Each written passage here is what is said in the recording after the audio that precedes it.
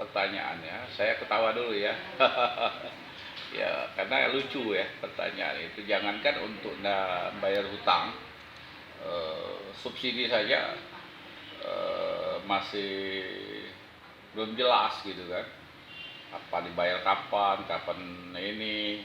Kemarin ada janji sekian lagi bulan ini, tapi sampai sekarang tidak ada. Jadi kalau untuk soal hutang CJFC itu, wallahu alam bisawab lah. Ini kapan dibayarnya, karena kita tidak tahu, karena kita tetap bisa bayar, tapi ya kondisi keuangan LIB kita tahu juga kan, untuk bayar subsidi saja belum bisa. Total berapa utang mereka tuh kita? Sampai sekarang 3,4 miliar. Baru dibayar? Ya dari 4,2 ya, jadi dari 4,2 tinggal 3,4 miliar.